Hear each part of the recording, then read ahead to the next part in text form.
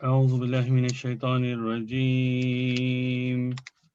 بسم الله الرحمن الرحيم.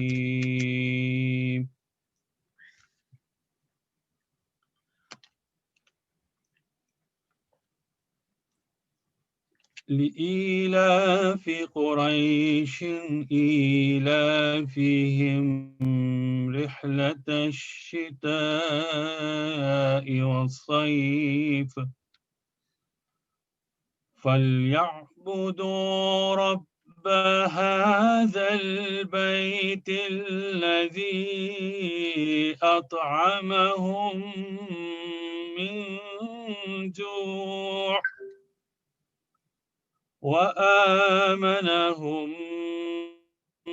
من خوف.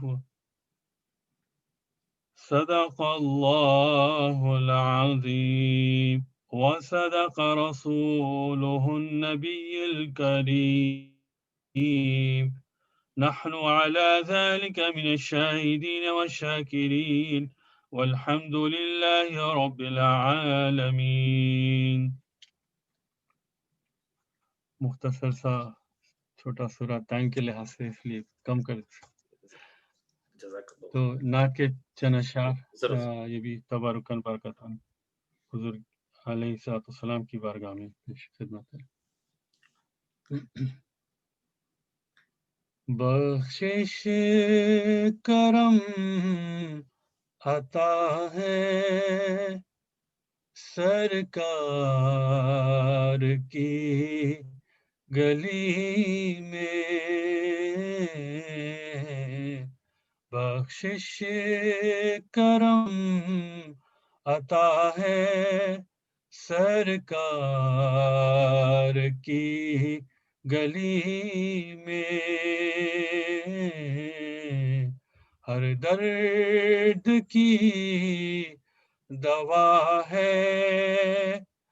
سرکار کی گلی میں، ہر درد کی دوا ہے سرکار کی گلی میں. دنیا و آخرت تھی ہر شے وہی سے پائی، دنیا و آخرت تھی ہر شے وہی سے پائی، جو مانگتا مل گیا ہے سرکار کی گلی میں، جو مانگتا وہ مل سرکار کی گلی میں. سایہ کیسے ہووے جود و سخا کے بادل، سایہ کیے ہوئے ہیں جود و سخا کے بادل،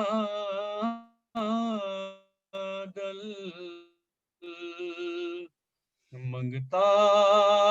کھڑا ہوا ہے سرکار کی گلی میں، منگتا کھڑا ہوا ہے سرکار کی گلی میں. آل نبی کا صدقہ ملتا ہے ہر گدا کو، جاری یہ سلسلہ ہے سرکار کی گلی میں ہر درد کی دوا ہے سرکار کی گلی میں آقا ہمیں سنبھالو جیسے ہے ویسے نبھالو آقا ہمیں سنبھالو جیسے ہے ویسے نبھالو اپنی یہی صدا ہے اپنی یہی دعا ہے سرکار کی گلی میں صوفی خلیل تو نے کیسا نصیب پایا تو جا کے کھو گیا ہے تو جا کے کھو گیا ہے سرکار کی گلی میں بخشش کرم عطا ہے سرکار کی گلی میں صلی اللہ علیہ سیدنا محمد صلی اللہ علیہ وآلہ وسلم.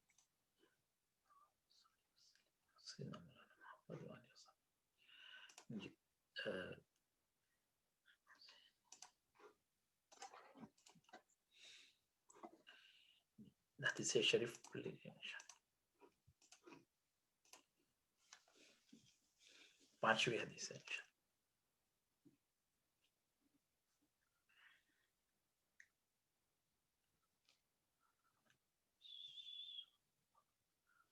یہ حدیث شریف پڑھ لیجیے انشاءاللہ شرح کی طرف.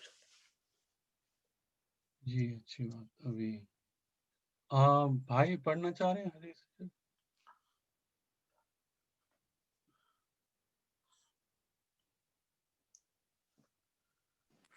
نہیں میں آپ پڑھنے بول کے میں نہیں کرا. پڑھ لو آپ. اوپن کرنا نہیں حدیث کو اوپن کرنا. صفحہ 66 پر ہے. دیکھیے یہ آن لائن ہے اس کے اوپر نہیں دکھ رہا. نہیں آن لائن تو ہے میرے پاس.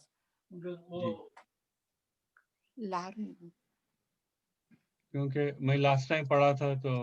دوسرے بھی اگر پڑھتے تو پڑھ لیتے. وہ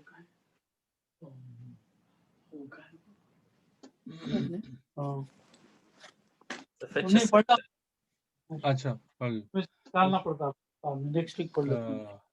میں تم پڑھنے بول کے میں خاموش بیٹھ نہیں تو کوئی بھی. اچھا وہ اوپن کرنا شروع کا میرے کو پھر بھول گیا میں کیا پڑھنا تھا. بالسند المتصل منا. اچھا سند المتصل منا. جی ہاں بالسند بالسند المتصل منا. جی ہاں. متصل منا الا امام ترمذی. ترمذی کی ہے نا حدیث.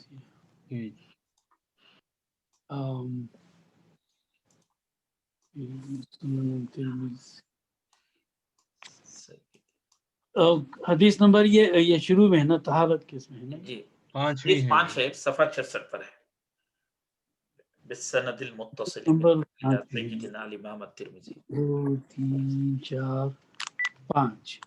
تو یہ حدیث ہے. حدثنا قتیبہ و حناد یہی ہے نا حدیث. حدثنا محمد بن اسماعیل. 5ویں حدیث ہے. باب ما یقول اذا خرج من الخلاء. بیت الخلاء سے باہر آئے تو داخل ہوتے وقت کی ہے. نہیں نکلنے کی ہے. داخلے کے پچھلی دفعہ پڑھ چکے ہیں. اچھا. اعوذ باللہ من الشیطان الرجیم. بسم اللہ الرحمن الرحیم. حدثنا محمد بن اسماعیل حدثنا مالک ابن اسماعیل عن اسرائیل ابن یونس عن یوسف ابن ابی بردہ عن ابیہ عن عائشہ رضی اللہ عنہا قالت كان النبي صلى الله عليه وسلم إذا خرج من الخلاء قال غفرانك قال أبو عيسى هذا حديث حسن غريب لا نعرفه إلا من حديث إسرائيل عن يوسف ابن أبي بردة وأبو بردة ابن أبي موسى اسمه عامر بن عبد الله ابن قيس الأشعري ولا نعرف في هذا الباب إلا حديث عائشة رضي الله عنها عن النبي صلى الله عليه وسلم. ام المومنین عائشہ رضی اللہ تعالیٰ کہتی ہیں کہ نبی اکرم صلی اللہ علیہ وسلم قضاء حاجت کے بعد جب پاخانہ سے نکلتے تو فرماتے غفران کا، یعنی اے اللہ میں تیری بخشش کا طلبگار ہوں۔ امام ترمذی کہتے ہیں یہ حدیث حسن غریب ہے۔ اس باب میں عائشہ رضی اللہ تعالیٰ کی حدیث معروف ہے۔ بسم اللہ الرحمن الرحیم، اللہم صلی وسلم علی سیدنا و نبینا مولانا محمد و علی اصحابہ اجمعین۔ چونکہ حدیث شریف میں دو لفظ آئے ہیں، ایک ہے حدثنا، تو پچھلے دفعہ پوچھے تھے آپ، تو انشاءاللہ اس کی شرح میں جو ہے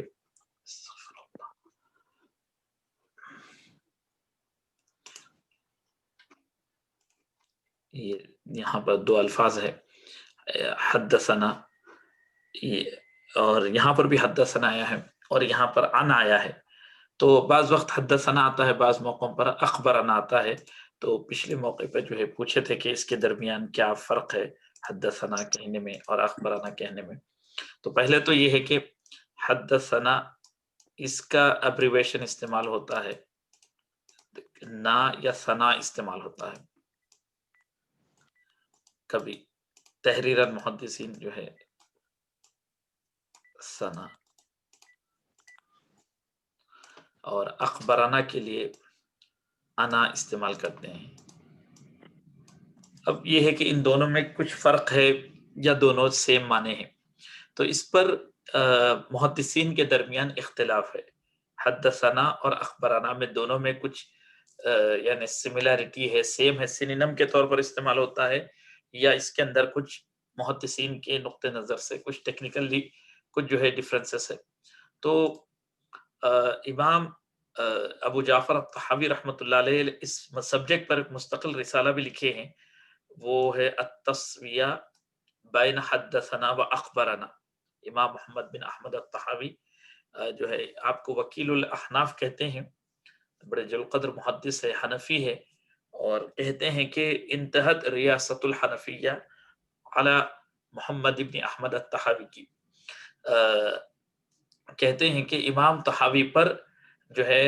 ملک مصر میں، ایجپٹ میں جو ہے حنفیوں کی بادشاہت ختم ہو گئی، یعنی بیک وقت وہ محدث بھی تھے، فقیہ بھی تھے ایٹ سیم ٹائم۔ یہ امام مزنی جو ہے بڑے امام شافعی کے بہت ہی خاص شاگرد ہوتے ہیں، ان کے بھانجے ہوتے ہیں امام محمد بن احمد الطحاوی۔ تو امام مزنی کیونکہ شافعی ہے تو آپ کا بچپن بھی جو ہے اور آپ کی نوجوانی کا بھی کچھ حصہ شافعیت کے ساتھ گزرا۔ بعد میں آپ نے مسلک تبدیل کیا اور پھر جو ہے حنفی بنے، بلکہ آپ کا لقب ہے وکیل الاحناف، حنفیوں کے وکیل ہے آپ۔ آپ کی مشہور کتاب ہے شرح معانی الاثار، اس پر آپ نے بڑے کثرت سے دلائل دیے ہیں، اور کئی کئی مقامات پر جو ہے ایک ایک مسئلے پہ کئی کئی احادیث پیش کرتے چلے جاتے ہیں، تو فقی بھی ہے، محدث بھی۔ تو آپ نے جو ہے یہ کتاب لکھی ہے التسویۃ بین حدثنا و اخبرنا، کہ حدثنا اور اخبرنا کا جو ہے سینونیم ہونا پر۔ تو امام طحاوی اس طرح امام بخاری وغیرہ کا موقف یہ ہے، ان کا پوائنٹ آف ویو یہ ہے کہ وہ حدثنا اور اخبرنا کو سینونیم سمجھتے ہیں، وہ اس میں کوئی فرق نہیں سمجھتے، وہ سمجھتے ہیں کہ حدثنا اور اخبرنا سینونیم ہے، کوئی ڈیفرنس نہیں ہے۔ جیسا کہ کہتے ہیں کہ اختلف اہل العلم فی الرجل یقرأ علی العالم ویقر له العالم به کیف یقول فیہ اخبرنا او حدثنا۔ اہل علم میں یہ اختلاف ہوا کہ کسی عالم کے پڑھ کر سنایا گیا اور اس عالم نے جو ہے اقرار بھی کر لیا، یعنی ان کو جو ہے اپروول بھی دے دی کہ اپروف کر دی، ہاں صحیح پڑھے، تو وہ اخبرنا کہے یا حدثنا۔ تو امام طحاوی کہتے ہیں لا فرق بین اخبرنا و بین حدثنا، वलहु अन यक़ूल अख़बरना व हद्दसना। फरमाते हैं अहले इल्म की मुहद्दिसीन की फुक़हा की एक जमात ने कहा कि कोई फर्क नहीं है अख़बरना और हद्दसना कहने में, चाहे तो वो अख़बरना कहे चाहे तो वो हद्दसना कहे। अब फरमाते हैं कौन कौन अहले इल्म है इसमें, फमन क़ाल ज़ालिका मिनहुम अबू हनीफ़ा व मालिक इब्न अनस व अबू यूसुफ व मोहम्मद इब्न अल हसन। तो आप कहते हैं इमाम अबू हनीफ़ा, इमाम मालिक, इमाम अबू यूसुफ, इमाम अबू हनीफ़ा के शागिर्द होते हैं ये भी, और इमाम मोहम्मद ये भी इमाम अबू हनीफ़ा के शागिर्द है, इमाम शाफ़ी के उस्ताद होते हैं। तो ये अकाबिरीन का ये कहना है कि चाहे तो हद्दसना का हो या अख़बरना का हो, सेम है। अलबत्ता बाज़ अहले इल्म ने उससे इख्तिलाफ किया है, उन्होंने कहा है कि अख़बरना और हद्दसना में फ़र्क है। इमाम बुखारी भी हद्दसना और अख़बरना को एक ही समझ कहते हैं कि कोई फ़र्क नहीं है, चाहे हद्दसना का हो या अख़बरना का हो, दोनों कहने में बराबर है। अलबत्ता इमाम मुस्लिम रहमतुल्लाह अलैह ये फ़र्क बताते हैं कि इमाम मुस्लिम के नुक्ते नज़र से ये है कि हद्दसना उस वक्त कहा जाएगा कि हद्दसना मअन्नल जमी समऊहु मिन शेखिहिम सवा। तो समिऊहु मिन शेखिहिम सवा यानी उस्ताद बयान कर रहे थे और सारे तलबा ने सुना, उसमें ये रावी भी मौजूद थे, नरेटर वो स्टूडेंट्स में मौजूद थे। तो जब वो बयान करते हैं अपने स्टूडेंट्स को तो कहते हैं हद्दसना, हमको बयान किया। अगर ये तन्हा सुने, उस्ताद ने बयान किया और ये तन्हा सुने तो कहते हैं हद्दसनी, मुझको बयान किया। और अगर जमात के साथ बयान किया तो हमको बयान किया। हद्दसना जमात के साथ सुने कि उस्ताद हदीसें पढ़ रहे थे और ये सुन रहे थे अपने क्लासमेट्स के साथ, अपने जो है तलामिज, अपने उस्ताद के शागिर्दों के साथ। तो ये कहते हैं जब बयान करते हैं हदीस को, जैसा कि यहाँ पर इमाम तिरमिज़ी रहमतुल्लाह अलैह ने बयान किया है कि हज़रत मोहम्मद बिन इस्माइल ने हमको बयान किया, और फिर इमाम बुखारी है ये, इमाम बुखारी कहते हैं हमको मालिक बिन इस्माइल ने बयान किया। यानी हद्दसना कहने में ये है कि हम एक मजलिस में ये हदीस शरीफ को सुने हैं, एक गैदरिंग में सुने हैं, एक दर्स हदीस की महफिल में मैं सुना और मेरे साथ और दीगर लोग भी मौजूद थे, तो हमको बयान किया, हम सबको कलेक्टिवली ये चीज बयान की गई। अब अखबराना के ताल्लुक से, क्योंकि यहाँ पर तो नहीं है वो लफ्ज, गालिबन पीछे की हदीस में गुजरा, इमाम मुस्लिम कहते हैं कि अखबराना फ़इन्नहु क़ुरिअ अलैहिल किताब औ अल हदीस वहुम हाज़िरून। उस्ताद जो है कोई किताब पढ़ रहे थे, जैसे कि उन्होंने जो है कतबल हदीस फी रिसालतिन, एक रिसाले में हदीसें लिखे, या जो है औ कतबहु फी औराकिन, कुछ पेजेस पर कुछ हदीस लिखे, व अअताहु वाहिदम मिनहुम, उन्होंने अपने किसी स्टूडेंट को दे दिया कि पढ़ो इसमें से। तो अब ये है कि वो कहे कि ये मुझको मेरे मशाइख ने, मेरे शयूख ने, मेरे असातिज़ा ने बयान किया, तुम इसमें से पढ़ो। तो अब कोई स्टूडेंट उसमें से पढ़ रहा है और उस्ताद सुन रहे हैं, और सुनते हुए जो है वो उनको क्या किए, उस्ताद ने उसका अप्रूवल दे दिया, अप्रूव कर दिया, हाँ सही पढ़े। तो ये अगर कहे तो फरमाते हैं कि जब ऐसा अगर हो जाए मजलिस में कि कुछ पेजेस, कुछ या किसी किताब से उस्ताद पढ़े, या फिर किसी शागिर्द को वो किताब देकर पेजेस या बुक देकर कहे इसमें से पढ़ो, ये मेरे लिखे हुए अहादीस इसमें से तुम पढ़ो, तो अब वो शागिर्द पढ़ रहे हैं और उस्ताद उसका इकरार कर रहे हैं, हाँ, तो इसको उन्होंने इमाम मुस्लिम वगैरह ने कहा कि ये अखबराना का लफ्ज इस्तेमाल होता, कि हद्दसना सिर्फ उस्ताद पढ़कर सुना दिए, अखबराना ये है कि कोई चीज हमको रिटर्न टेक्स्ट में हमारे मेट्स में से, हमारे क्लासमेट्स में से, क्लास फेलोज में से किसी को दिए, अपनी लिखी हुई कोई किताब या कुछ सफ़े, और उनमें से कोई एक स्टूडेंट पढ़ रहा था और उस्ताद उसका इकरार कर रहे थे, हाँ सुनते जा रहे थे और कह रहे थे, अप्रूव करते जा रहे थे, सही है सही है, तो उसको कहते हैं अखबराना। अगर इंडिविजुअली अगर ऐसा होता है तो कहते हैं अखबरानी। तो जमात की शक्ल में हो तो अखबराना, इनफरादी तौर पर हो तो अखबरानी, और अगर जो है ये जमात की शक्ल में हो तो अखबराना, अगर तन्हा हो तो अखबरानी, और इस तरह जो है तन्हा हो तो हद्दसनी इस्तेमाल होता है। इंडिविजुअली खुद अकेले सुने तो वहां पर हद्दसनी इस्तेमाल कर लेते हैं, और जमात के साथ सुने तो हद्दसना। इसका एब्रिवेशन इस्तेमाल होता है सना, हद्दसना के लिए सना या ना इस्तेमाल होता है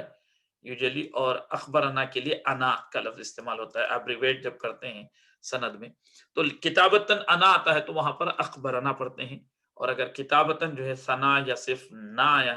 تو حدثنا پڑھ کر گزرتے ہیں۔ تو اب یہ سند کے ساتھ فرماتے ہیں کہ ہم کو امام محمد بن اسماعیل بخاری نے بیان کیا۔ امام بخاری کا چونکہ آپ بخارا سے تعلق رکھتے ہیں اسی لیے بخاری کہتے ہیں آپ کو،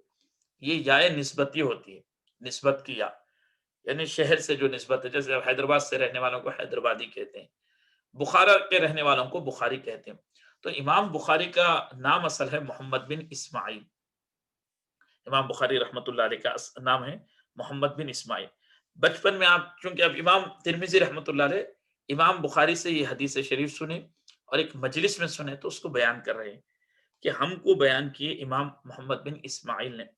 تو امام بخاری رحمۃ اللہ علیہ کی شخصیت محتاج تعارف نہیں ہے، کوئی آپ کو انٹروڈکشن کی ضرورت نہیں ہے، لیکن چند باتیں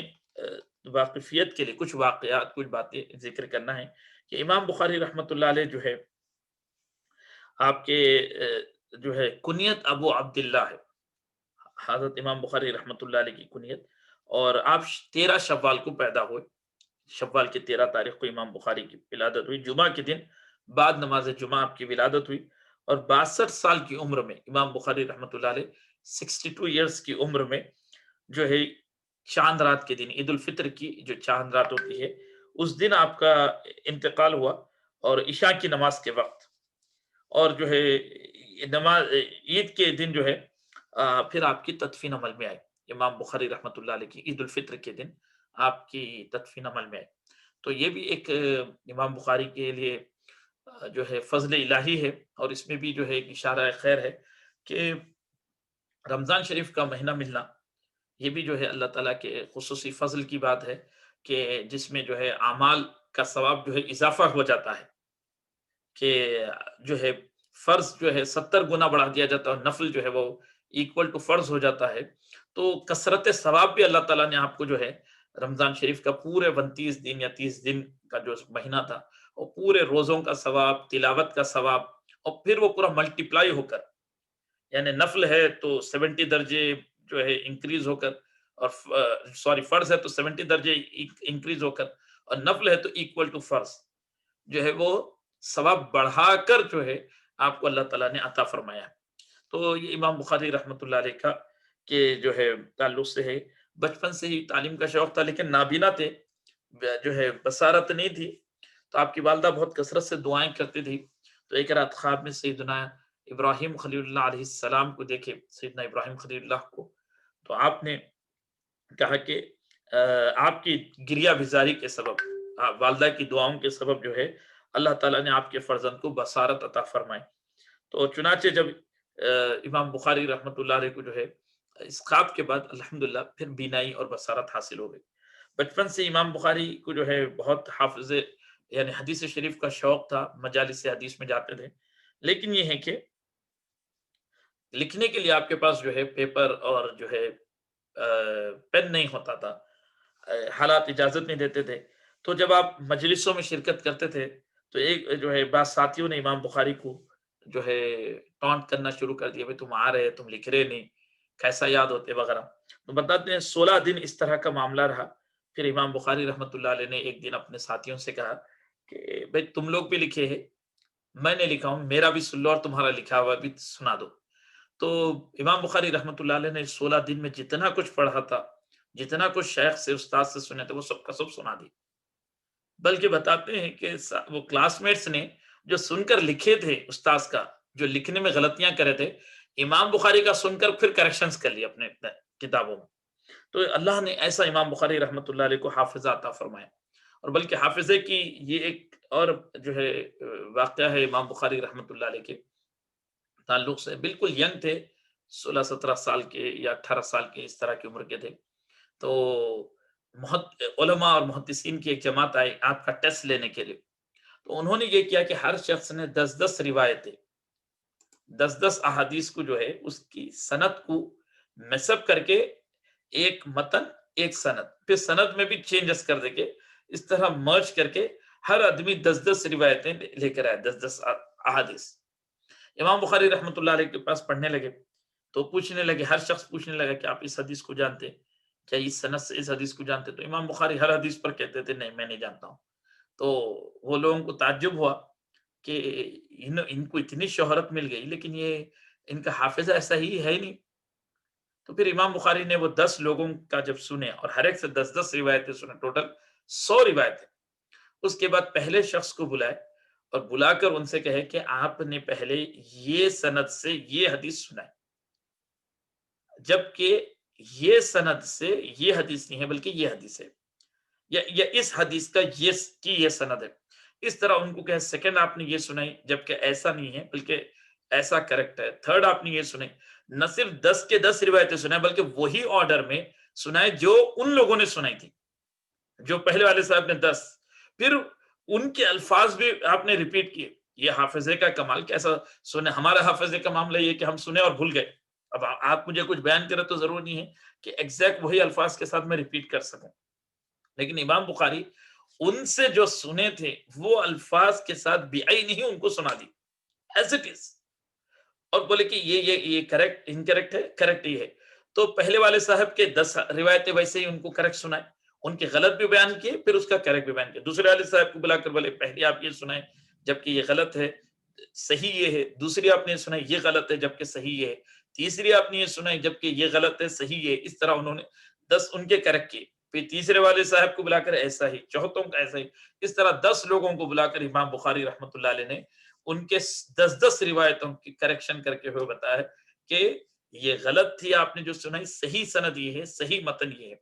تو انہوں نے کہا کہ اللہ اکبر، یہ خدا داد جو ہے اللہ کا عطا کردہ حافظہ ہے. ہم نے ایسا نہیں دیکھا. واقعتاً آپ کو جو اللہ نے شہرت اور ناموری عطا فرمایا یہ آپ ڈیزرو کرتے ہیں، ورنہ وہ لوگ پہلے تو سمجھے کہ بھئی یہ ایسے نہیں ہے، صرف ان کو شہرت مل گئی. اس طرح امام بخاری رحمۃ اللہ علیہ کہ صحیح بخاری لکھنے کا جو واقعہ ہے، میں اس سے پہلے بھی ذکر کیا تھا کہ حضرت اسحاق بن راہوے، امام اسحاق بن راہوے کی مجلس میں بیٹھے ہوئے تھے. تو ایک قول یہ ہے کہ خود امام اسحاق بن راہوے نے کہا کہ کوئی ایسی کتاب لکھے جس میں اعلیٰ معیار کی احادیث صحیحہ ہو. یا ایک روایت میں یہ ہے کہ کلاس میٹس نے کہا کہ کوئی ایسی کتاب لکھے. تو امام بخاری سنتے ہی وہ بات آپ کے دل میں بیٹھ گئی، آپ نے ارادہ کر لیا، تہیہ کر لیا کہ میں ایسی کتاب لکھوں گا. تو یہ ہے کہ اپنی مجالس میں اور اپنے شاگردوں کے درمیان اپنے گیٹ ٹوگیدرز میں ایسے اچھے خیالات کا اظہار کرنا چاہیے کہ تاکہ ہم نہیں جانتے کہ کون اس بات کو سنے اور ڈٹرمائن کر لے کہ یہ کام میں کروں گا، اور پھر پورا ریوارڈ جو ہے وہ آپ کو بھی حاصل ہوں گے. اب امام اسحاق بن راہوے یا وہ جو ساتھیوں نے ڈسکشن میں یہ جو بات رکھی تھی جس پر امام بخاری نے اہتمام کیا، تو اس کا پورا ثواب جو ہے امام بخاری کے ساتھ ساتھ یہ ایڈوائس دینے والوں کو بھی حاصل ہوں گا. صحیح بخاری پڑھنے پڑھانے، صحیح بخاری شریف کی پرنٹنگ، صحیح بخاری شریف سے احادیث شریفہ پر جو عمل کا اہتمام ہوتا ہے، اس عمل کا، قراءت کا، ریڈنگ کا، اور جو ہے پرفارمنس کا، ہر چیز کا ثواب جو ہے وہ ایڈوائس دینے والے یا امام اسحاق بن راہوے سب کو حاصل ہوتا ہے. اس طرح امام بخاری رحمۃ اللہ علیہ نے صحیح بخاری شریف کے جو لکھنے کا آپ کا انداز رہا ہے معروف ہے، اگر کسی کے علم میں نہیں ہے تو ان کے لیے ذکر کر رہا ہوں کہ امام بخاری رحمۃ اللہ علیہ نے اس کتاب کے لکھنے میں یہ اہتمام فرمائے کہ اس کتاب کو لکھنے کا آپ نے جو ہے اس کے جو ابواب ہیڈنگز ہوتے ہیں جس کو ترجمۃ الباب کہتے ہیں، امام بخاری رحمۃ اللہ علیہ نے یہ تراجم ابواب حضور علیہ الصلوۃ والتسلیم کے قبر انور، مزار مبارک اور منبر کے درمیان میں بیٹھ کر لکھے. یہ پورا اہتمام کیے، اور لکھنے سے پہلے یہ کرتے تھے جب حدیث لکھتے تو پہلے غسل کر کے 2 رکعت نماز ادا کرتے. جب بھی حدیث شریف لکھنے کا اہتمام کرتے تو غسل کرتے اور بات لیتے، اور اس کے بعد پھر جو ہے 2 رکعت نفل پڑھتے، پھر حدیث شریف لکھتے تھے. اس طرح جو ہے آپ نے ترجمۃ الابواب جو ہے رسول اللہ صلی اللہ علیہ وسلم کے مزار مبارک اور منبر رسول صلی اللہ علیہ وسلم جو ہے کے درمیان بیٹھ کر لکھے، گویا کہ ریاض الجنہ میں بیٹھ کر لکھے، کہ چونکہ ریاض الجنہ کا جو حصہ ہے وہ قبر رسول صلی اللہ علیہ وسلم اور منبر رسول صلی اللہ علیہ وسلم کا درمیان کا حصہ ہے، تو آپ نے ریاض الجنہ میں بیٹھ کر اس کے ابواب لکھنے کا اہتمام کیے. اور ہر ترجمۃ الباب پر جو ہے 2 رکعت نفل نماز بھی پڑھتے تھے آپ، ہیڈنگ پہ لکھنے پر بھی اور حدیث شریف کے لکھنے پر بھی. تو یہ جو اہتمام ہے کہ حدیث شریف لکھنے پر غسل کرنا اور 2 رکعت نماز ادا کرنا، ترجمۃ الباب ہیڈنگ قائم کرتے وقت بھی، یہ امام بخاری رحمۃ اللہ علیہ کا حسن عمل ہے. اب یہ اہتمام کو جو ہے کوئی یہ جرات نہیں کر سکتا کہ نوز باللہ اس کو بدعت کہے، اور نوز باللہ بدعت قبیحہ بدعت سیئہ، بیڈ انوویشن نہیں کہہ سکتے. تو خود محدثین نے اپنی طرف سے اچھے چیزوں کا اہتمام کیا، اس میں بھی پابندی کی. بعض وقت کہتے ہیں کہ اس کی عادت مت بنا لو، کہتے ہیں یعنی عادت نہ بناؤ. اگر فقہا نے کہیں کہا ہے تو یعنی وجوب کے درجے میں دوسروں پر وہ چیز مسلط مت کر دو. بدع حسنہ کو اپنے لیے اگر اہتمام کر رہے ہیں پابندی سے تو اس میں کوئی قباحت کی بات نہیں ہے. یہ ایک چیز. اس طرح پھر امام بخاری رحمۃ اللہ علیہ نے جو ہے اس کتاب کو امام یحییٰ بن معین اور اس طرح امام احمد بن حنبل رحمۃ اللہ علیہما وغیرہ کے پاس بھی پڑھے بخاری شریف. اور آپ کے انتقال کے بعد جو ہے منقول ہے کہ آپ کے قبر سے جو ہے کی مٹی سے جو ہے خوشبو آتے رہتی تھی امام بخاری رحمۃ اللہ علیہ کی. تو اس طرح اس حدیث کے پہلے راوی امام بخاری رحمۃ اللہ علیہ ہے. اس کے بعد جو ہے دوسرے راوی مالک بن اسماعیل ہے. پھر ان کے بعد ان سے یہ روایت کر رہے ہیں. تو روایت عنعنہ جو ہوتی ہے جس کو عنعنہ روایت کہتے ہیں، وہ روایت اگر ثقہ کے ساتھ ہے، ثقہ راوی اگر اس کو روایت کر رہے ہیں عنعنہ کی روایت، تو اس کو کہتے ہیں وہ صحیح ہوتی ہے. اگر ثقہ راوی نہیں ہے تو پھر وہ مدلسین سے ہے یا ثقہ نہیں ہے تو پھر اس حدیث کو ضعیف کہتے ہیں. اب اس طرح جو ہے یہ حدیث شریف کے اس میں امام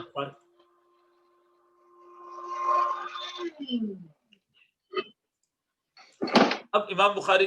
امام ترمذی کہتے ہیں کہ یہ حدیث ہم کو امام بخاری نے بیان کی، ان کو مالک بن اسماعیل نے بیان کی، ان کو اسرائیل نے بیان کیا ہے جو کہ حضرت یونس کے فرزند ہے. اور اسرائیل بن یونس نے حضرت یوسف بن ابی بردہ سے روایت کی. اور حضرت یوسف بن ابی بردہ جو ہے اپنے والد حضرت ابو بردہ سے روایت کی ہے. وہ حضرت ام المؤمنین عائشہ رضی اللہ عنہا سے روایت کرتے ہیں. روایت یہ کرتے ہیں کہ کان النبی صلی اللہ علیہ وسلم اذا خرج من الخلاء قال غفرانک. حضور علیہ الصلوۃ والتسلیم جب بیت الخلاء سے یا قضاء حاجت سے فارغ ہوتے، اس زمانے میں تو جو ہے ریسٹ رومز ہوتے نہیں تھے، یعنی جہاں پر بھی حضور علیہ الصلوۃ والتسلیم قضاء حاجت سے فارغ ہوئے وہاں سے جب آتے تو آپ فرماتے تھے غفرانک، جو ہے اللہ تعالیٰ سے بخشش کا سوال کرتے ہیں. تو اب یہاں پر جو ہے دو باتیں ہیں کہ غفرانک جو ہے کہنے کی وجہ کیوں تعلیم کی گئی، غفرانک کہنے کی تعلیم کیوں ہے. تو اس پر اہل علم نے ذکر کیا چونکہ اللہ تعالیٰ کا حکم ہے وما خلقت الجن والانس الا لیعبدون. ہم نے جنات اور انسانوں کو نہیں پیدا کیا مگر اللہ تعالیٰ کی عبادت، اللہ تعالیٰ کی ذکر اور اللہ کی عبادت کے لیے پیدا کیا. غفرا. تو چونکہ ہم جب ریسٹ روم میں جاتے ہیں تو زبان سے ذکر الہی رک جاتا ہے، تو جب ہم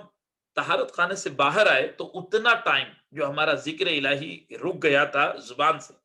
اس پر ہم جو ہے استغفار کرنے کی تعلیم دی گئی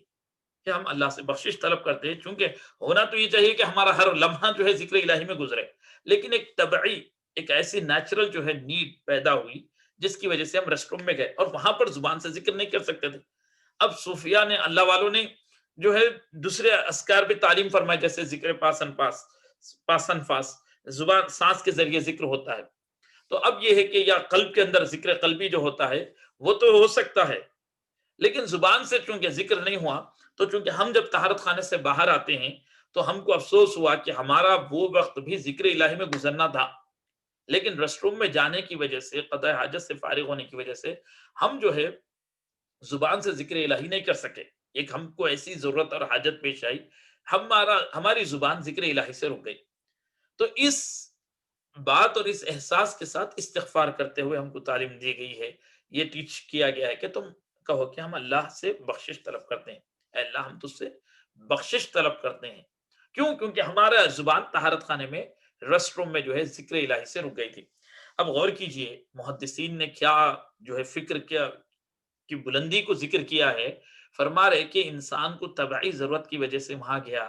تو وہاں چونکہ زبان سے ذکر نہیں کر سکتا تھا تو اس لیے تعلیم دیا گیا کہ وہاں سے نکلنے کے بعد افسوس کرے کہ اتنا لمحہ جو ہے میں کھایا پیا جس کی وجہ سے مجھے یہ حاجت پیش آئی اور میں ذکر الہی سے رک گیا،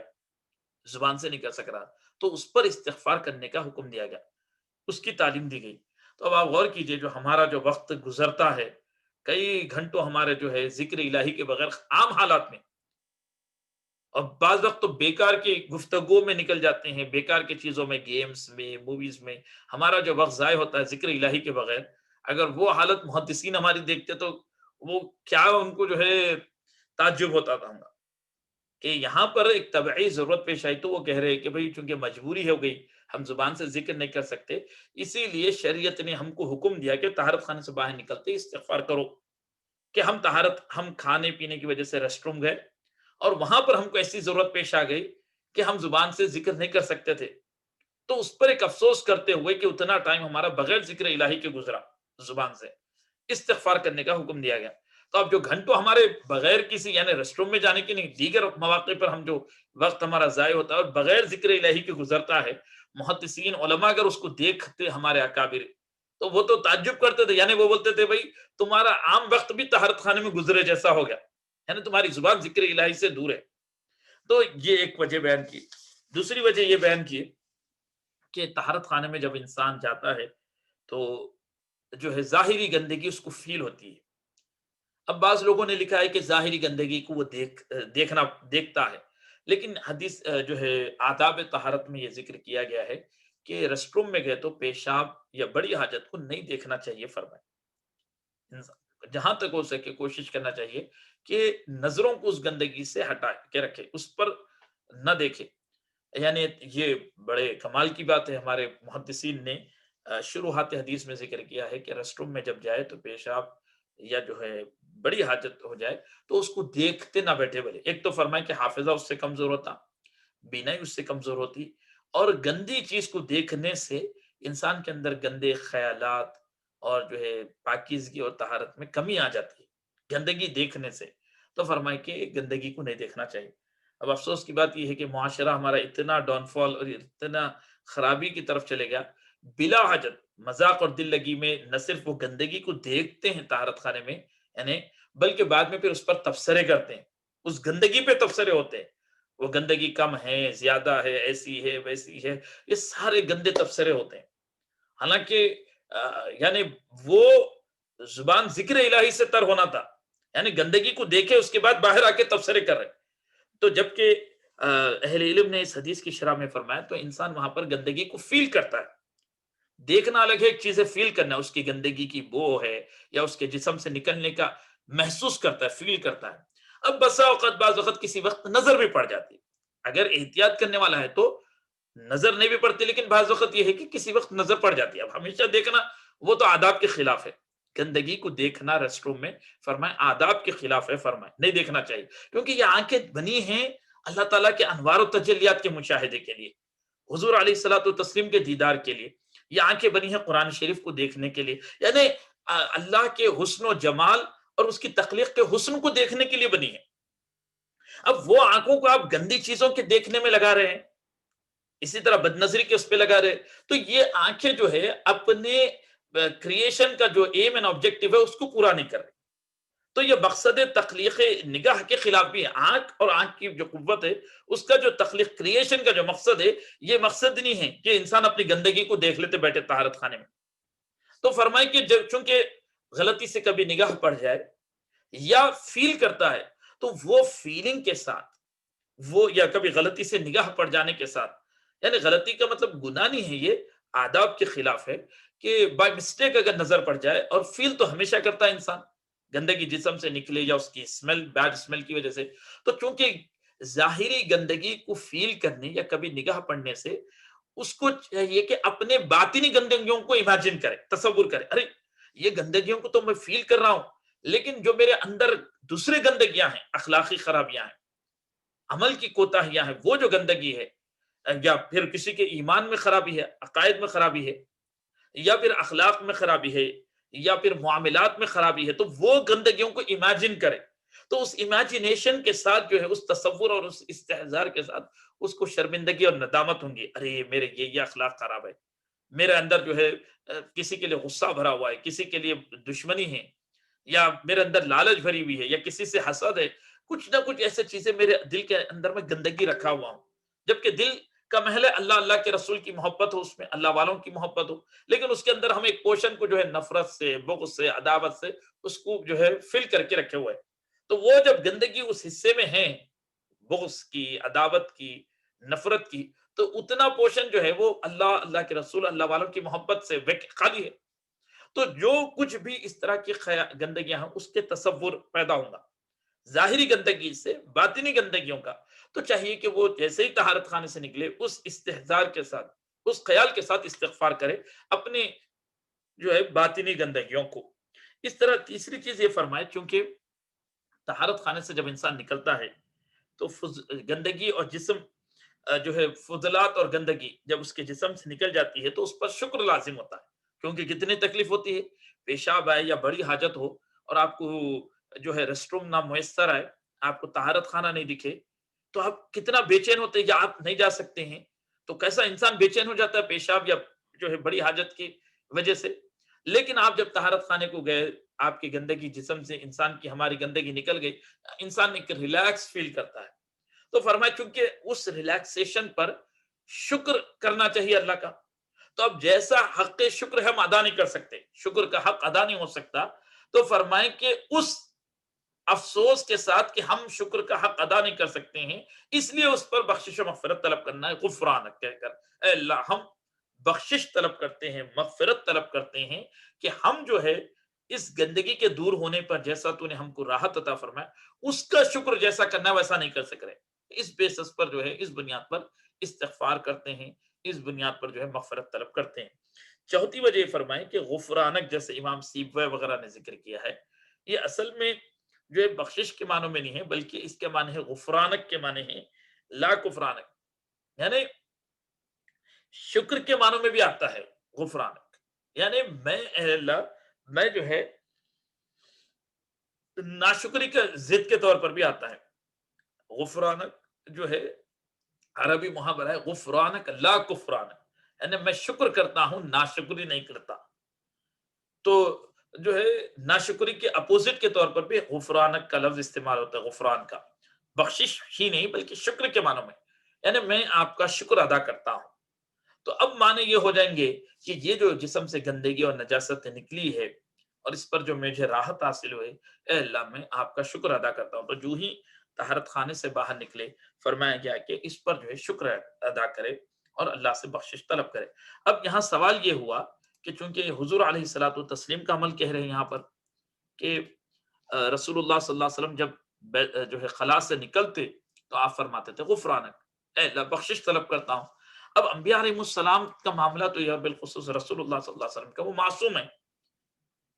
تو اب یہاں پر غفرانک کے معنی کیا ہے؟ بخشش طلب کرنا، انبیاء تو معصوم ہیں، تو ایک تو جو ہے ہم جانتے ہیں کہ تعلیم امت کے لیے ایک معنی، دوسری چیز یہ ہے کہ جیسے قرآن مجید میں بھی آیا ہے اور بخاری شریف کی حدیث میں بھی آیا ہے، صحابہ نے کہا ہے کہ قد غفر اللہ ما تقدم من ذنبک وما تأخر، اللہ نے اگلے پچھلے ذنب کو کا غفران کر دیا، غفرہ۔ تو اب غفرہ کے معنی یہ ہے جو لغت میں ہے، شیخ الحدیث عمدۃ المحدثین نے مدینہ منورہ میں جو ہے وہاں کے جو ہے فارغین کو جو ہے علماء مدینہ کو جو ہے یہ معنی بیان فرمائے تھے، اور انہوں نے کہا کہ نہ یہ معنی ہم نے حدیث کی کتب میں پڑھے ہیں شروحات میں، نہ ہمارے اساتذہ سے سنے۔ فرمائے کہ لفظ غفرہ کے معنی آتے ہیں پردے کے، سترہ، اور ایک معنی آتے ہیں اوقع الحاجز، جو ہے ایک بیریئر ڈال دینا، جو ہے ایک دیوار کھڑی کر دینا، اوقع جو ہے بلاکنگ پوزیشن کے معنی بھی آتے ہیں غفرہ کے معنی۔ تو اب یہ ہے کہ امت کے لیے تو یہ ہے کہ گناہ ہوا، ذنب ہوا، اسم ہوا، سن ہوا، گناہ اور اس کے پنشمنٹ کے بیچ میں غفرہ، یعنی اللہ نے ایک باڑ ایک کھڑی کر دی، گناہ اور جو ہے اس کی پنشمنٹ کے درمیان ایک دیوار کھڑی کر دی اللہ سبحانہ تعالیٰ، گناہ اور پنشمنٹ کے درمیان، گناہ ہے غفرہ کے معنی گناہ اور اس کی سزا۔ تو اب اللہ سے ہم بخشش طلب کرتے ہیں کا مطلب یہ ہے کہ اے اللہ ہمارے ان گناہوں کی سزا ہم کو مت دیجیے، پنش مت کیجیے۔ تو اللہ تعالیٰ گناہ اور سزا کے درمیان ایک دیوار کھڑی کر دیتے ہیں بندوں کے لیے، عام انسانوں کے لیے۔ غفرہ کے معنی یہ ہے کہ پردہ ڈال دینا، یا اس کے درمیان جو ہے غفرہ کے معنی ہے کہ سترہ، پردہ ڈال دی، یا اس کے درمیان ایک اس جو ہے بلاک کر دیا گیا ہے۔ کیسا بلاک کر دیا؟ یعنی انسان سے گناہ ہوا اس کی سزا ملتی تھی اس گناہ کی، لیکن بندے نے مغفرت طلب کی، استغفار کیا، اور اللہ نے جو ہے غفران کا معاملہ کیا، غفر اللہ نے بخش لیا۔ کا مطلب یہ ہے کہ یہ گناہ ذم اور جو ہے گناہ کے درمیان جو ہے اللہ تعالیٰ نے ایک دیوار کھڑی کر دی، غفرہ کے معنی۔ اب انبیاء علیہ السلام کے لیے معنی یہ ہوتا ہے کہ ذات اور گناہ کے درمیان اللہ تعالیٰ ایک دیوار کھڑی کر دیتے، ذات نبی اور گناہ کے درمیان ان سے گناہ ہی نہیں ہوتا، تو مطلب یہ ہے کہ ان کی ذات ہے اور گناہ ہے۔ چونکہ وہ معصوم ہوتے ہیں تو بعثت سے پہلے بھی، یعنی رسول اللہ صلی اللہ علیہ وسلم 40 سال کی عمر میں اعلان نبوت فرمائے، تو نبوت کے اعلان سے پہلے بھی جو پوری 40 سالہ زندگی ہے، حیات طیبہ ہے، اور 40 سال کے بعد کی زندگی میں بھی ذات نبی اور گناہ کے درمیان ایک دیوار، ایک بلاک کھڑی کر دیتے ہیں، ایک پردہ ڈال دیتے ہیں کہ نبی کی ذات سے گناہ ہی نہیں ہوتا ہے۔ یہ لغت کے اعتبار سے غفرہ کے معنی پردے کے، سترہ کے بھی، اور جو ہے حاجز کے، یعنی بلاک پیدا کر دینا۔ تو عام لوگوں کے لیے، امت کے لیے،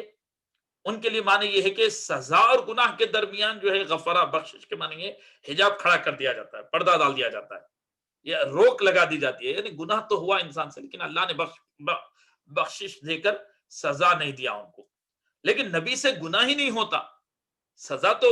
یا گناہ کو معاف کرنا تو دور کی بات ہے، ان سے گناہ ہی نہیں ہوتا۔ تو مطلب غفرہ کے معنی کیا ہے، چاہے وہ سورہ فتح کی آیت ہو یا کوئی حدیث شریف میں بھی ہو، تو یہ ہے کہ نبی کی ذات اور گناہ کے درمیان ایک فاصلہ کھڑا کر دیا جاتا ہے کہ نبی کی ذات سے گناہ ہی پیدا نہیں ہوتا۔ ائمہ علم کلام نے ذکر کیا ہے کہ معصوم کا معنی یہ ہے کہ اللہ ان کے قلب میں گناہ کو تخلیق نہیں کرتا، گناہ کو پیدا نہیں کرتا۔ اللہ تعالیٰ جو ہے قدرت ہوتی ہے، یعنی وہ قدرت کو سلب نہیں کر لیتے ہیں اللہ تعالیٰ، کیونکہ فرمائے کہ پھر اس سے ان کی آزمائش اور ابتلا کے جو مقام اور مراتب ہے اس سے حاصل ہوتے ہیں، کہ استعداد ہوتی ہے وہ چیز کرنے کی، لیکن اللہ وہ قلب میں وہ چیز کو پیدا نہیں فرماتا ہے، وہ برائی کو، وہ بدی کو، وہ گناہ کو، وہ ذم کو پیدا ہی نہیں فرماتے اللہ سبحانہ تعالیٰ۔ اور یہ ان کے لیے وجوب کے درجے میں مینڈیٹری ہے، اور محفوظین کے لیے، انبیاء تو معصوم ہیں، ان کے لیے مینڈیٹری کے درجے میں، اور صالحین ہوتے ہیں، اہل بیت اطہار ہے، اولیاء اللہ ہے، خلفۂ راشدین ہے، صحابہ، مراتب کے لحاظ سے، ڈفرنسز آف رینکس اور گریڈز کے لحاظ سے وہ محفوظ ہے۔ تو ان کے لیے گناہ سے محفوظ ہونا جو ہے وہ پاسبلٹی کے درجے میں رہتا، اور انبیاء کے لیے مینڈیٹری کے درجے میں رہتا۔ لیکن اعظم صدیقین جو ہوتے ہیں، جن میں خلفۂ راشدین ہیں، اہل بیت اطہار ہے، سیدہ کائنات رضی اللہ تعالیٰ عنہ، حسنین کریمین، اعلی حضرت علی رحمہ وغیرہ نے ذکر کیا ہے، اعظم صدیقین جو ہوتے ہیں، یعنی نبیوں کے بعد جن کا مقابر مرتبہ ہوتا ہے، اعظم صدیقین، اکابر صدیقین، یہ ہوتا ہے کہ ان لوگوں کی حفاظت ایسی ہوتی ہے کہ ان سے بھی گناہ کا اور خطا کا صدور نہیں ہوتا۔ فرمائے امکان ہوتا ہے، پاسبلٹی ہوتی، نبی کے لیے تو پاسبلٹی نہیں رہتی گناہ کی، امکان ہوتا ہے لیکن وقوع نہیں ہوتا، کمٹ نہیں ہوتا ہے، پاسبلٹی ہوتی ہے، نبی سے تو پاسبلٹی ختم ہو جاتی ہے، یعنی گناہ کا صدور ہی ختم کر دیا جاتا ہے۔ بعد والوں سے جو محفوظ ہوتے ہیں ان سے پاسبلٹی ہوتی ہے، لیکن اعظم صدیقین جو ہوتے ہیں، اکابر صدیقین، جن میں خلفۂ راشدین، اہل بیت اطہار شامل ہے، ان کو اللہ تعالیٰ ان کی ایسی حفاظت فرماتے ہیں کہ ان سے خطا اور گناہ نہیں ہوتا ہے، پاسبلٹی ہوتی ہے لیکن ایسی ان کی حفاظت ہوتی ہے۔ پھر سٹیپ بائی سٹیپ مطلب اسینڈنگ آرڈر نیچے جائیں گے تو ہر ایک کے پھر ان کے مقام اور مرتبے کے لحاظ سے حفاظت ہوتی ہے، جیسے جمہور صحابہ ہے، ان کے حساب سے حفاظت ہوتی ہے، پھر اولیاء اللہ ہے تو ان کے حساب سے، پھر عام مسلمین ہے، عام مسلمان بھی گناہ سے بچتا ہے، لیکن کبھی بچتا ہے، کبھی مبتلا ہوتا ہے۔ لیکن یہ ہے کہ انبیاء کے لیے معصومیت وجوب کے درجے میں، اور غیر نبی کے لیے اولیاء، صالحین جو ہے یا اہل بیت اطہار، خلفۂ راشدین، ان کے لیے جو ہے حفاظت جو ہے وہ امکانی، پاسبلٹی کے درجے میں ہوتی ہے، لیکن ایسی حفاظت ہوتی ہے اعظم صدیقین کی کہ دانستہ یا غیر دانستہ ان کو مبتلا نہیں کیا جاتا ہے، وانٹیڈلی یا ان وانٹیڈلی، ان کی ایسی حفاظت ہوتی ہے اعظم صدیقین کی۔ تو جہاں بھی غفرہ کا لفظ ہم پڑھیں گے انبیاء علیہ السلام کے تعلق سے، چاہے کتب حدیث میں یا قرآن مجید میں، تو وہاں پر یہ ایک اولا تعبیر یہ ہے کہ نبی اور لغت کے معنی کو سامنے رکھ کر نبی اور گناہ کے درمیان ہی جو ہے دیوار کھڑی کر دی جاتی ہے کہ گناہ ہی نہیں ہوتا ان سے۔ گناہ، پہلے گناہ بخش دیے جانا، بعد گناہ بخش دیے جانا، یہ تو بالکل یعنی انتہائی غلط تعبیر ہے، نعوذ باللہ۔ بلکہ ان سے نہ پہلے گناہ ہوتا ہے نہ بعد میں گناہ ہوتا ہے. تو غفرہ کے معنی یہ ہے کہ دیوار کھڑی کر دی جاتی ہے. یہ بھی تعبیر ہے، علماء نے ذکر کیا کہ تقدم من ذنبک سے من ذنب امتک، وما تاخر سے جو ہے تاخر جو ہے بعد والے امتیوں کے بھی گناہ. لیکن اس میں قسم کی تعویل کی حاجت پیش آتی ہے. تعویل یعنی آپ کو یہ ضد پکڑ سکتا ہے قرآن مجید میں امت کا لفظ کہاں ہے، من ذنب امتی کا جو کہہ رہے آپ پہلے والے امتیوں کی اور بعد والے امتیوں کا لفظ امت کہاں ہے، اس میں کوئی لفظ اب اس طرح کی کوئی ضد کر سکتا ہے. وہ بھی تفاسیر میں آیا ہے، مفسرین کرام نے ذکر کیا ہے، لیکن اب کوئی ایگزیکٹ ورڈز کو مجھے بتاؤ بول سکتا ہے. تو اگر وہ ورڈ کی طرف ہم نہ بھی جائے تو لفظ غفرہ کے اندر ہی ہے معنی سترہ اور جو ہے حاجز کے معنی اور جو ہے ساتر کے معنی، یعنی بلاک کھڑے کر دینا یا پردہ ڈال دینا. تو عام لوگوں کے لیے تو ہوتا ہے کہ گناہ اور سزا پنشمنٹ، اس کے درمیان سن اور پنشمنٹ کے درمیان جو ہے ایک دیوار کھڑی کر دی جاتی ہے کہ اللہ ان کو پنش نہیں کرتا. گناہ تو ہوئے ان سے. اور انبیاء علیہ السلام کا معاملہ ایسا ہوتا ہے جو وجوب کے درجے میں ہے کہ ان کی ذات پرسنالٹیز اور سن کے درمیان میں ایک دیوار کھڑی کر دی جاتی ہے کہ وہ گناہ نہیں کرتے. اور پھر بعد والے جو محفوظین ہیں ان کے لیے امکان کے درجے میں گناہ ان کی ایسی حفاظت ہوتی ہے، گناہ اور ان کی شخصیت میں بھی دیوار کھڑی کر دی جاتی ہے. صرف وجوب کا وہاں ہے یا امکان کی گفتگو ہوتی ہے. تو اس طرح فرمائے کہ یہاں پر جو ہے غفرہ جو حضور علیہ الصلوۃ والتسلیم نے فرمایا ہے غفرانک، ایک تو یہ ہے امت کی تعلیم کے لیے ہے، یا یہ ہے کہ اللہ سبحانہ وتعالیٰ جو مجھے یہ نعمت عطا فرمایا کہ میں معصوم ہوں، میں کبھی گناہ نہیں کرتا ہوں، نہ کبھی کیا نہ کبھی کروں گا، اس صفت کو پر میں شکر کرتا ہوں اور اس صفت پر ہمیشہ قائم رکھنے کی اللہ سے دعا کرتا ہوں. قائم رہیں گے ایک ابدیت کے اظہار کے لیے. جیسے غفرانک لا کفرانک کے معنی میں شکر کرتا ہوں، تو غفرہ کے معنی یہ ہے کہ شکر کے بھی آتے ہیں یا پھر بخشش کے بھی آتے ہیں، اور غفرہ کے لغت کے اعتبار سے معنی آتے ہیں کہ پردہ قائم کرنا، حاجز پیدا کر دینا، ایک بیریئر ایک بلاک پیدا کر دینا، دیوار کھڑی کر دینا. تو یہ معنی ہوں گے. اب اس طرح جو ہے اس حدیث شریف میں امام ترمذی رحمۃ اللہ علیہ نے اس حدیث شریف کا حکم بیان کرتے ہوئے کہے یہ حدیث جو ہے حسن غریب. تو حکم حدیث میں اب یہاں پر فرمائے کہ محدثین کے درمیان گفتگو ہوئی کہ حسن غریب کہیں تو جمہور محدثین کے مطابق تو صحیح ہے، کیونکہ حسن کا مطلب یہ ہے راوی کے عدالت اور راوی کے جو ہے حافظے کی بیسس پر حدیث حسن ہوتی. جیسے یہ ہے یہ شرائط جب پائے جائیں گے، اگر تھوڑا سا حافظے کی کمی ہے تو وہ حدیث حسن ہو جاتی ہے. اور غریب کہتے ہیں کہ نریٹر اگر ایک ہو تو یہ دونوں اپوزٹ نہیں ہیں. حسن ہونا ایک الگ چیز ہے، غریب یعنی سنگل نریٹر ہو جو مدار اسناد ہو یا پھر صحابی ہے جہاں سے وہ حدیث کا آغاز ہوا ہے، صرف ایک صحابی اس کو روایت کر رہا ہے تو اس کو غریب کہتے ہیں. تو فرماتے ہیں کہ غریب اور حسن جو ہے جمہور محدثین کے مطابق یہ دونوں اپوزٹ نہیں ہیں. جمہور محدثین کے مطابق حسن ہونا اور غریب ہونا یہ دو اپوزٹس نہیں ہیں. تو اس اعتبار سے تو امام ترمذی کا یہ قول صحیح ہو جاتا. لیکن امام ترمذی نے جو حدیث حسن کی تعریف کی ہیں اس اعتبار سے فرماتے ہیں کہ یہاں کانفلکٹ پیدا ہو رہا، کیونکہ امام ترمذی نے حدیث حسن کی تعریف کی ہیں اپنی کتاب العلل میں. یہ کی ہیں کہ حدیث حسن وہ ہے جس کا راوی جو ایک سے زائد طرق سے آئے، یہ ایک کنڈیشن بیان کی. حسن جو ہے جو جمہور محدثین کے مطابق ایک طرق سے بھی آئے اور پانچوں صفات، یہ پانچوں کوالٹیز اگر اس میں پائی جا رہی ہے تو وہ حسن ہو جاتی ہے. ایک سے زیادہ طرق سے آنا جمہور محدثین کے نزدیک ضرور نہیں ہے. لیکن امام ترمذی نے جو ڈیفائن کیے ہیں اپنی کتاب العلل میں حدیث حسن کو، تو اس کے مطابق آپ کہتے ہیں جو ایک سے زیادہ طرق سے آئے، چین آف ٹرانسمیشن سے آئے، جس کا راوی متہم بالکذب نہ ہو، یعنی جس کے اوپر جھوٹے ہونے کی تہمت نہ لگی ہو، اور وہ حدیث شاذ نہیں ہو، یعنی اکابر محدثین کے خلاف اس میں روایت نہیں کیا گیا ہو. تو امام ترمذی نے کہا کہ مور دین ون چین آف ٹرانسمیشن سے آئے حدیث حسن کہ آپ نے اس کو ایسے آپ نے ڈیفائن کیا کہ وہ ایک سے زیادہ جو ہے طرق سے آئے، اس کا راوی متہم بالکذب نہ ہو اور وہ شاذ نہ ہو. جب اگر ایک سے زیادہ طرق سے نہیں آئی تو امام ترمذی کے لحاظ سے تو وہ پھر حسن نہیں رہی، وہ ضعیف ہو گئی، اگرچہ کہ یہ پورے شرائط اس میں پائے جا رہے ہیں حدیث حسن کے پورے جو ہے جمہور محدثین کے مطابق حدیث حسن کی جو تعریف عدالت بھی پائی جا رہی ہے، سند متصل بھی ہے، سند میں شذوذ بھی نہیں ہے، شاذ بھی نہیں ہے، اور علل خفیہ بھی نہیں ہے، صرف تھوڑا سا حافظے کی کمی ہے، اس لحاظ سے وہ حسن تھی جمہور محدثین کے مطابق۔ لیکن امام ترمذی نے ایک کنڈیشن یہ لگائے کہ حدیث حسن وہ ہے جو ایک دو ایسا الگ الگ سیم حدیث ایسے نمبر آف ٹرانسمیشن سے آئے، یہ ایک چین سے آئی، یہ ایک چین ٹرانسمیشن سے آئے، یہ ایک ٹرانسمیشن سے آئے، یہ ایک ٹرانسمیشن سے آئے۔ تو آپ فرماتے ہیں اس لحاظ سے تو امام ترمذی کی جو حسن کی تعریف ہے اس لحاظ سے یہ حدیث جو ہے حسن نہیں رہ سکتی۔ فرمائے کہ یہاں پر اب دونوں جمع نہیں ہو رہے، کہ امام ترمذی کی تعریف اور حدیث حسن جو ہے جمع نہیں ہو رہے،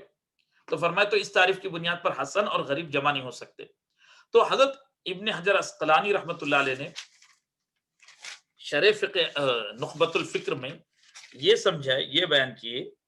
کہ امام ترمذی جب صرف غریب کے لکھتے ہیں، جب صرف غریب لکھتے ہیں کسی حدیث کے اینڈنگ پر، جب آپ صرف یہ حدیث ھذا حدیث غریب، بلکہ جب آپ غریب اس طرح لکھ دیتے ہیں تو وہاں پر اس کا مطلب یہ ہوتا ہے کہ امام ترمذی جو ہے اس حدیث کو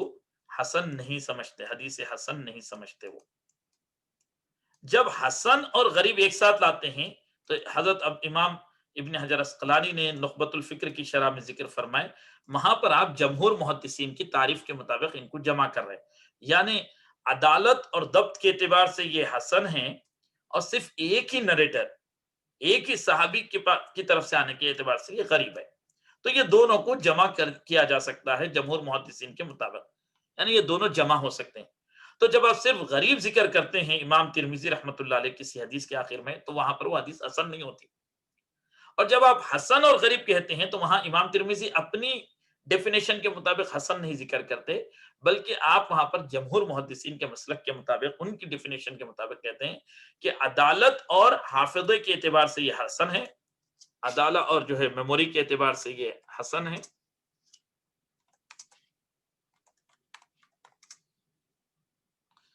پوائنٹ آف ویو سے جو ہے یہ حسن ہے، حسن ہے، اور سنگل نریٹر کے اعتبار سے، سنگل نریشن کے اعتبار سے وہ غریب ہے، اسٹرینج، یہ غریب ہے، یہ جمہور محدثین کی تعریف ہے۔ تو اس اعتبار سے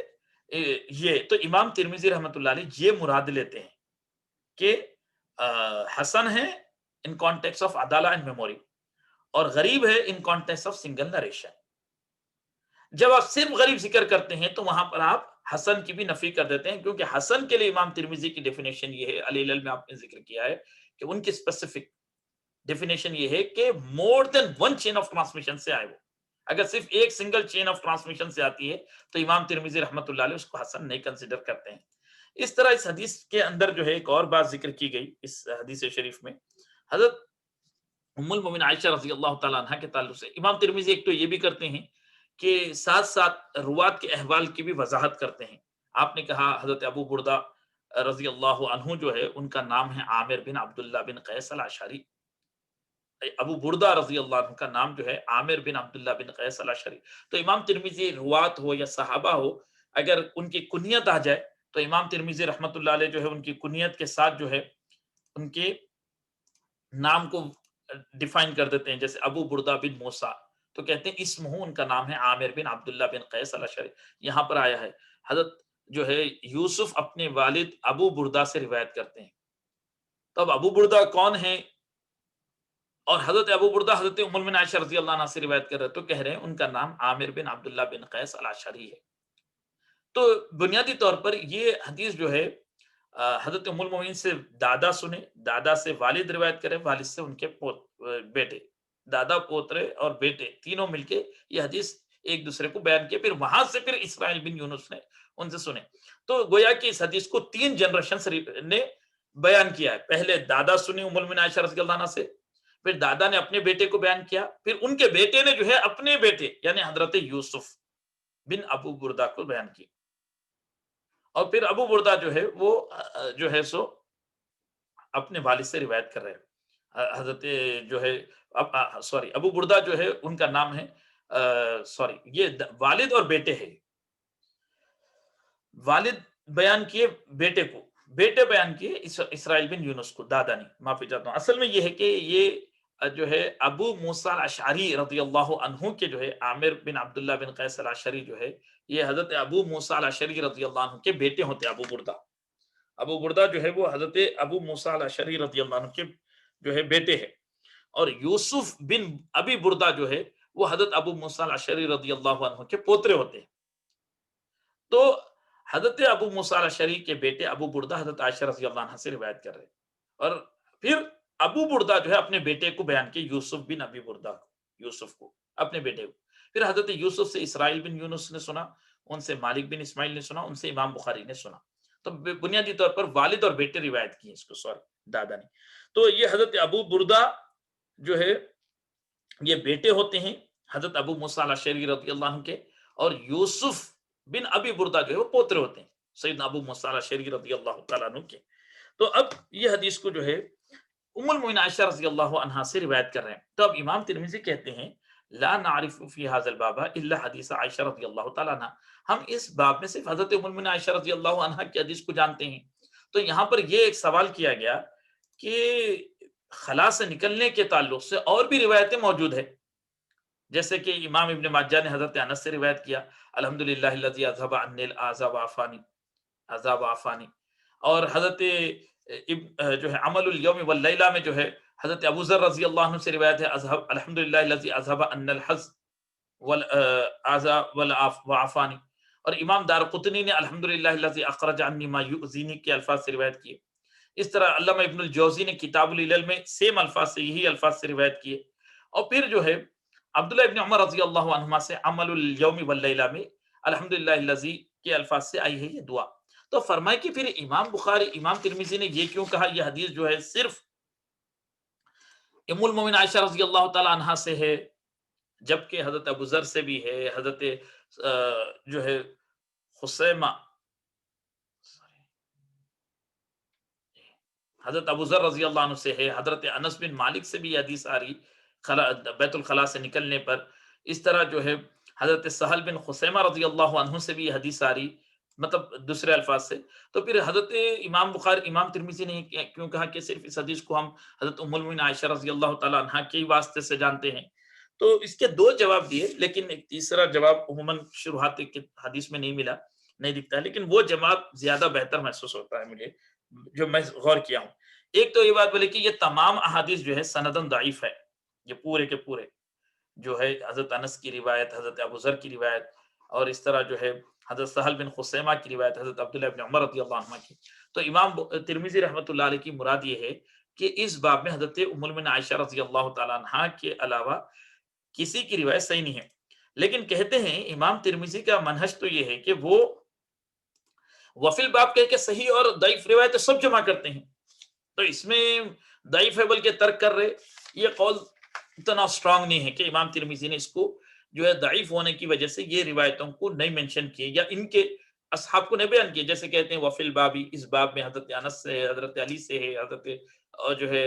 عبداللہ ابن مسعود سے، اس طرح کہتے ہیں. تو بولے کہ وجہ یہ ہوں گی کہ امام ترمذی رحمۃ اللہ علیہ اس کو ضعیف سمجھ کر چھوڑے ہیں. بعض محدثین نے جواب دیا بولے لیکن جب وفی الباب کہتے ہیں امام ترمذی، جب صحابہ سے یہ صحابہ سے منقول ہے، تو کہتے ہیں کہ اس میں صحیح حسن ضعیف ہر درجے کی روایت کو آپ کوٹ کر دیتے ہیں. تو پھر یہاں پر ضعیف ہے بلکہ ترک کرے. بعض اہل علم نے یہ جواب دیا کہ امام ترمذی کو یہ احادیث نہیں پہنچے، جس کی وجہ سے آپ نے کہا کہ صرف اس باب میں حضرت ام المؤمنین عائشہ رضی اللہ تعالی عنہا سے ہی مروی ہے. تو یہ قول بھی اتنا اسٹرانگ نہیں محسوس ہوتا ہے، کیونکہ ایک آدھ روایت ہو، دو روایت ہو، امام ترمذی جیسا جل قدر محدث اور پھر امام بخاری جیسے عظیم محدث کے شاگرد جو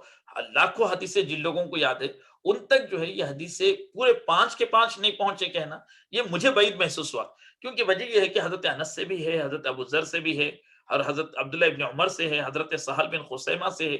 تو یہ سب کی روایتیں نہیں پہنچی کہنا تو یہ بھی بہت بعید بات ہے. پھر ان میں سے بعض محدثین کے کتب امام ترمذی دیکھے سو ہے، ان کے بعض شیوخ میں ہیں، کوئی دادا شیوخ میں ہیں، کچھ ان کے معاصرین میں ہیں، پھر ان کے ائمہ ان کے شیوخ نے ان حدیثوں کو روایت کیا ہے بعض صورتوں میں. تو پھر یہ کہنا کہ جو ہے امام ترمذی کی نالج میں نہیں آئی حدیث، یہ بھی مناسب نہیں.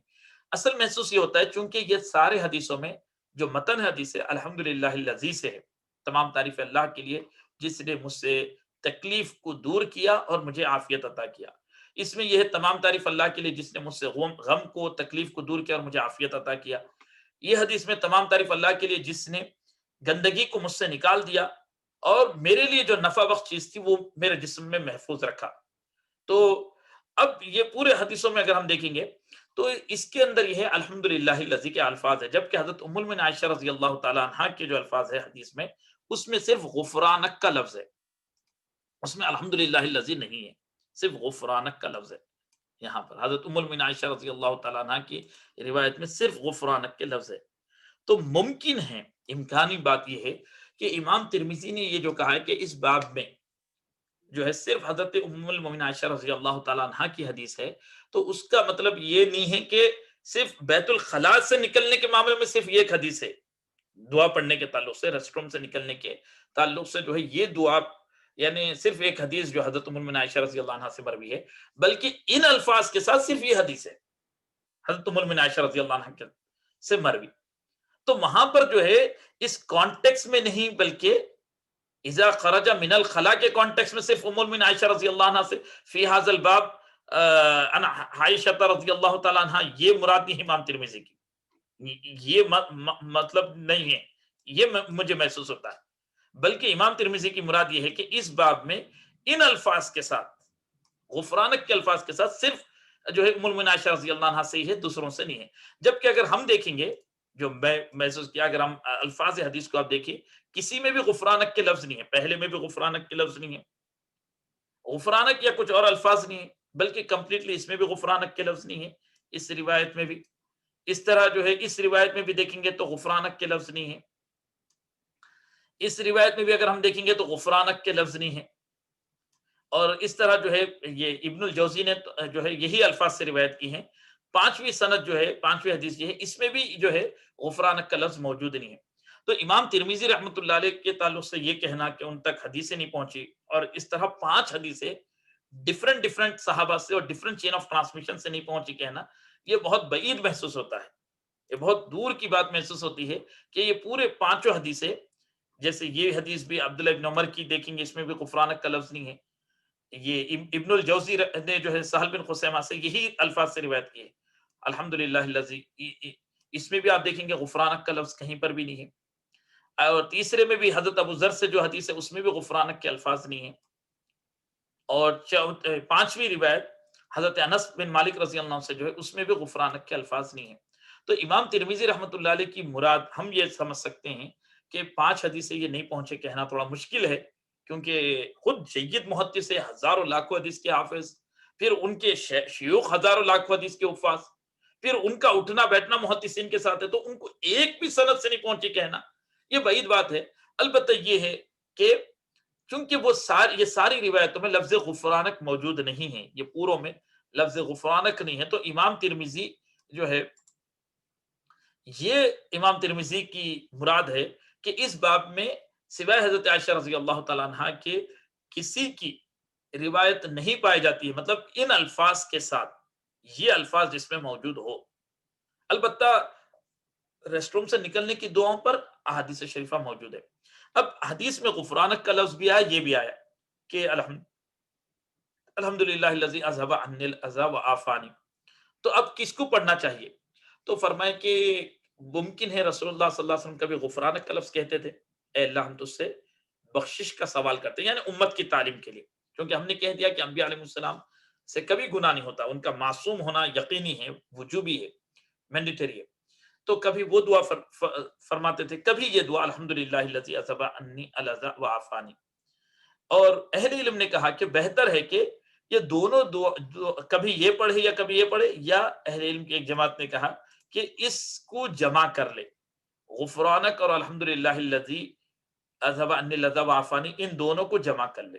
بہتر ہے ریسٹ روم سے نکل کر صرف غفرانک پڑھ لے تو بھی کافی ہے، اور صرف الحمدللہ الذی اذھب عنی الاذی وعافانی بھی کہہ دے تو کافی ہے. لیکن فرماتے ہیں کہ بہتر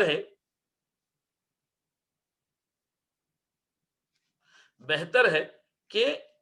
غفرانک کے ساتھ یہ دعا کو جمع کر دے، کمبائن کر لے کہ غفرانک الحمدللہ الذی اذھب عنی الاذی وعافانی. اب فرماتے ہیں کہ یہ دعا کے فوائد میں اہل علم نے ذکر کیا ہے کہ انشاءاللہ انسان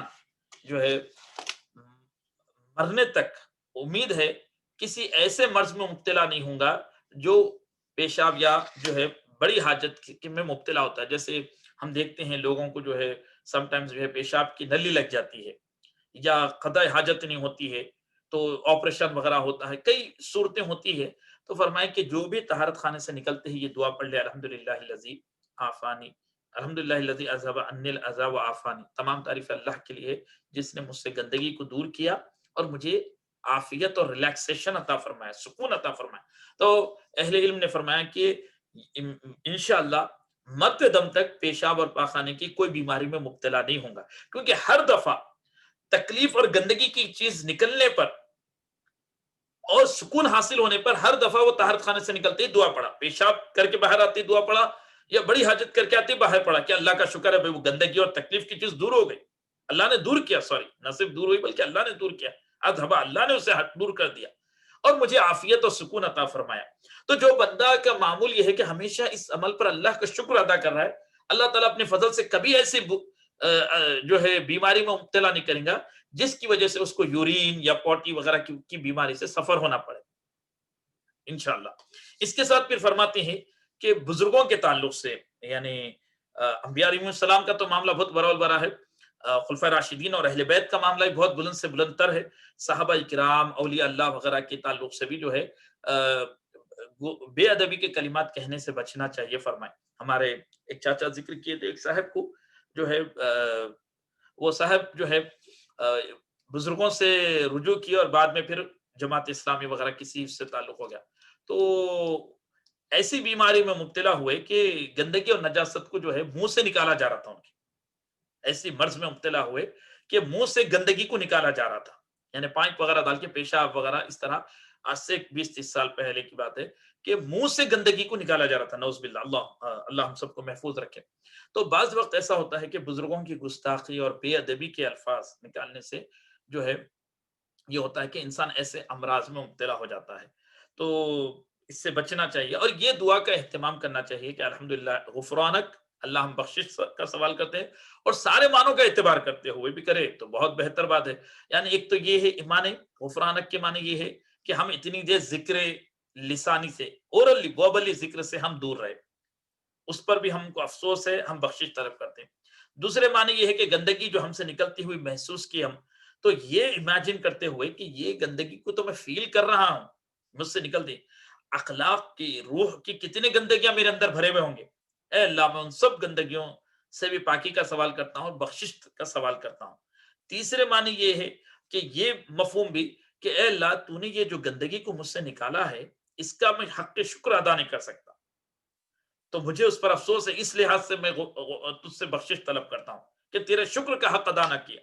اب غور کیجئے کہ اگر ایسی بیماری مبتلا ہو گئے, پیشاب ہی نہیں نکل رہا, ہزاروں روپے خرچ ہو جاتے, ہزاروں ڈالر خرچ ہو جاتے, تکلیف الگ, علاج کی ٹریٹمنٹ کی پیسے الگ خرچ ہوتے ہیں, اور اللہ تعالیٰ سال ہر سال ہم کو جو ہے اس گندگی کو بآسانی نکال کر ہم کو راحت اور سکون عطا کر رہے, اور ہم جیسا شکر کرنا ہے ویسا حق شکر ادا نہیں کر رہے, تو اس پر ہم استغفار کرتے ہیں, بخشش طلب کرتے ہیں. چوتھی چیز یہ ہے کہ غفرانک لغت کے اعتبار سے ایک معنی یہ ہے بخشش طلب کرنے کے ساتھ جو ہے وہ شکر کے معنی ہیں, اے اللہ میں تیرا شکر کرتا ہوں نہ کہ تیرے ناشکری کرتا ہوں. امام سیب نے ذکر کیا غفرانک لا کفرانک, یعنی ہم تیرا شکر ادا کرتے ہیں, ہم تجھ سے شکر کا سوال کرتے ہیں اور شکر ادا کرتے ہیں, نہ کہ تیری نافرمانی اور ناشکری کرتے. تو یہ بھی معنی, تو نیت المومن خیر من عملی ہے. ہم صرف ایک دفعہ تصور کر لے کہ جتنے معنی غفرانک کے محدثین نے ذکر فرمائے ہیں, جتنی حکمتیں ذکر کی ہے, وہ ساری حکمتوں کے ساتھ میں یہ لفظ ذکر کر رہا ہوں, وہ سارے معنی اور شرح کے ساتھ, تاکہ اللہ تعالیٰ اپنے فضل سے وہ سارے معنی کے کو مجھ پر جمع فرما دے. غفرانک الحمدللہ الذی اذھب عنی الاذی وعافانی. تو یہ دعاؤں کا فائدہ ہوتا ہے. اس سے پہلے بھی میں ذکر کیا تھا کہ ہر دعا جو مواقع پہ رسول اللہ صلی اللہ علیہ وسلم پڑھے ہے, اس سچویشن کے ساتھ ایک بڑا گہرا تعلق ہے. حضرت قبلہ ہمارے فرماتے تھے کہ کھانے کی ہم دعا پڑھتے ہیں, کھانا کے بعد الحمدللہ اللہم بارک لنا فیما رزقتنا, اے اللہ برکت دیجئے جو کچھ کے رزق آپ نے ہم کو دیا ہے,